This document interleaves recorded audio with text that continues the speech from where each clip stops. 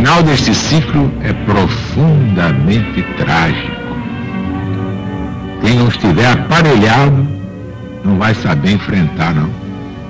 Porque para enfrentar o que vem lá, como diz a LBV, só sabendo o que vem lá. Então, meu amigo, trate de entrar para a LBV, que é a Arca de Noé dos tempos modernos.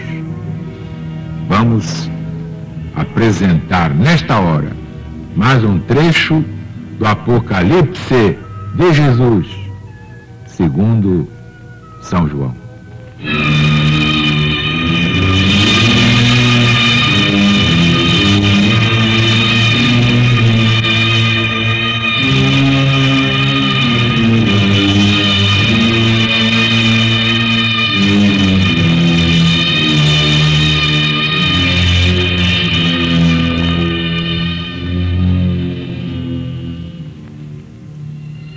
Tocou também o sexto anjo a trombeta.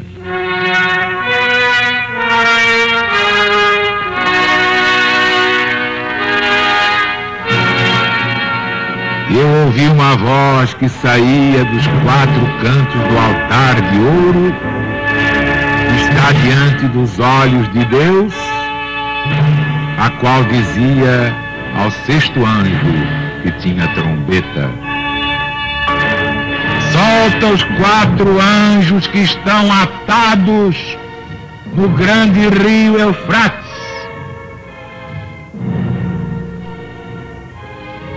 E logo foram desatados os quatro anjos que estavam prontos para a hora, dia, mês e ano para matarem a terça parte dos homens.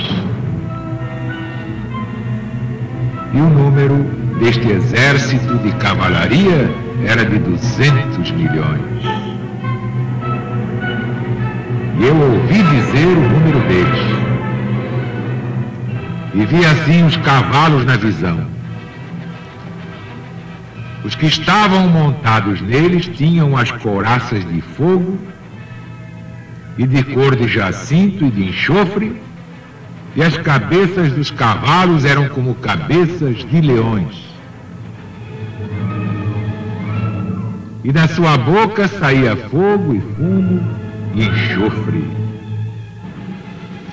E por essas três pragas, isto é, pelo fogo, pelo fumo, pelo enxofre, que saíam da sua boca, foi morta a terça parte dos homens.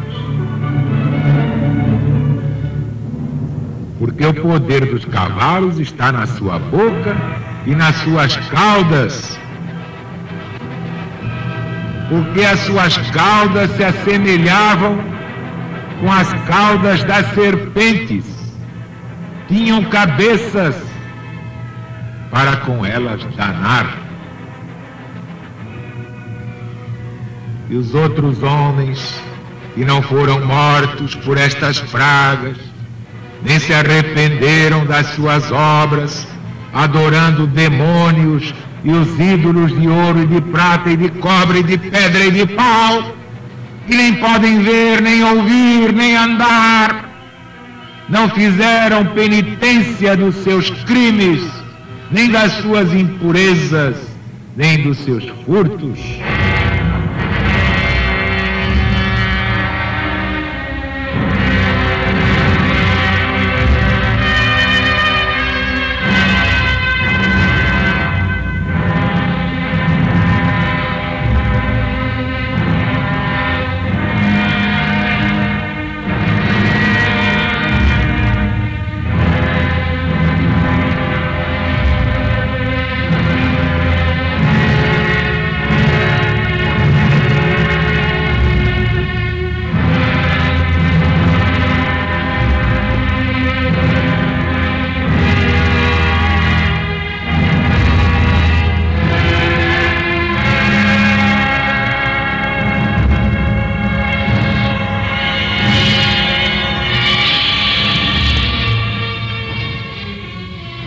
Meus amigos, meus irmãos, estamos na primeira volta cíclica. O Apocalipse tem 4. Mas é preciso partir do princípio para instruir a grande maioria das massas populares. Todos estão atentos, ouvindo este programa. O povo tem fome de Deus, está ouvindo este programa.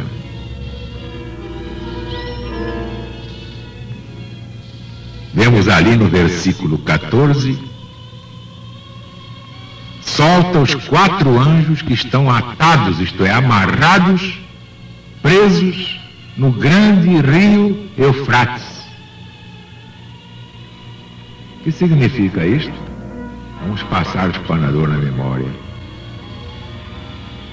Exato. Estes 4 anjos eram os anjos que presidiam as fronteiras do Império Romano. Pela parte do Eufrates, sobre cujas beiras, é sabido, estavam dispostas as legiões romanas que defendiam o trânsito, controlavam tudo. Ninguém passava, ninguém vinha, ninguém ia, sem que desse satisfações às legiões romanas. E mandar soltar estes anjos, atados até ali, significa o quê? Perfeitamente. Deus dar licença aos persas para que, passando o rio Eufrates, onde até então tinham sido contidos, pudessem arrasar o Império Romano,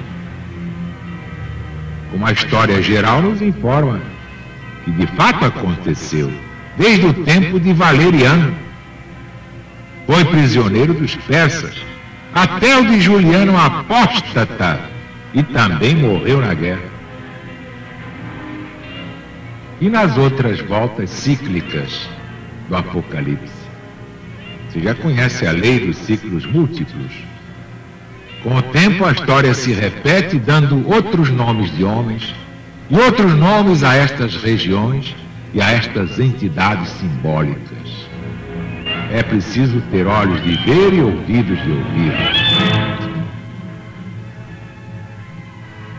E o número, versículo 16, deste exército de cavalaria era de 200 milhões. Já na primeira volta cíclica, imagine agora, hein? O número definido, preciso, de 200 milhões, foi posto para demonstrar um imenso e prodigioso número de combatentes. Realmente, naquela primeira volta, o número dos exércitos da Pérsia, basta ver na história de Xerxes e Dario, era exatamente isso. Eram coisas assombrosas para aquele tempo. Mas agora, multipliquem esses 200 milhões. Que toda a terra passará pelo fogo. Toda a terra passará pelo fogo. Não tem saída. 2/3 da humanidade desaparecerão rapidamente na hora do Armagedon. E a terça parte final vai ser passada pelo fogo. Ninguém vai deixar de ser afetado, ai daqueles que não tiverem o sinal de Deus na sua alma. Que naquele tempo era na testa, agora é no espírito. E vemos aqui uma referência às caudas, porque o poder dos cavalos está na sua boca e nas suas caudas. Porque as suas caudas se assemelham às caudas de serpentes. Têm cabeças e com elas danam. Na primeira volta cíclica, vocês já viram que isto simbolizava apenas os párticos. Eles compunham o exército dos persas, porque estes, subjugando aqueles, não fizeram mais do que mudar o nome do Império Pártico. Pelejavam por diante e por detrás. e até na hora de fugir, eles se viravam rapidamente, despedindo as suas flechas, as suas setas, conforme o que deles escreveu Virgílio na sua obra famosa Geórgicas. Vocês veem que tudo tem uma explicação. Dizer que a profecia é impenetrável, que não vale a pena perder tempo com isso, é coisa de louco. Vocês não viram aquela provação de Daniel? Nabucodonosor teve um sonho. Mas depois não se lembrava do sonho. Então chamou todo mundo para que explicasse que sonho foi e que foi que ele sonhou.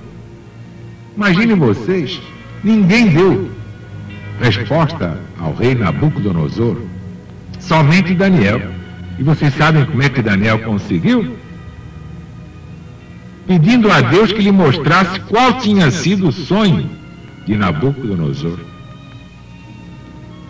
Então, como Daniel tinha merecimento, Deus lhe mostrou realmente qual fora o sonho do rei Nabucodonosor.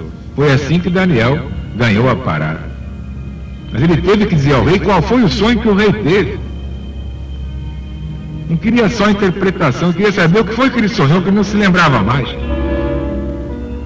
Parada dura, hein? Só mesmo para os eleitos de Deus. E finalmente, no versículo 20, e os outros homens que não foram mortos por estas pragas,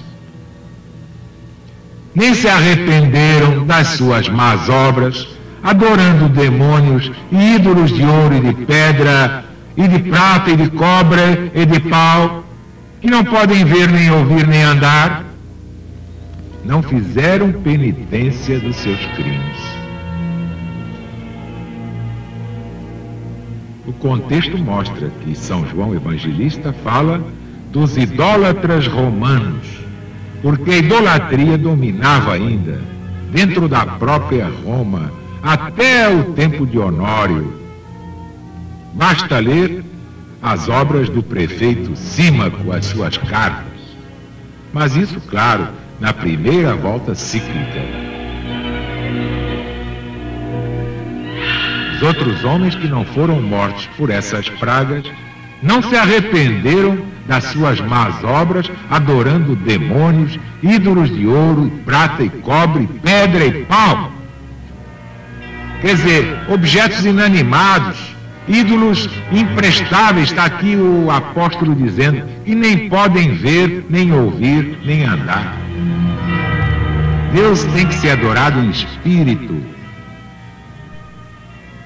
Como Jesus disse à samaritana, Deus é espírito, importa que aqueles que o adorem em espírito e verdade. Você pode fazer uma imagem de Deus, se ele proibiu imagens? Você pode botar um retrato de seu pai morto no caixão na sala de visitas? Sua mãe morta, você pode botar na secretaria? Como é que você faz isso com Jesus? Bem, meus amigos, meus irmãos, amanhã voltaremos com o Apocalipse de Jesus segundo São João.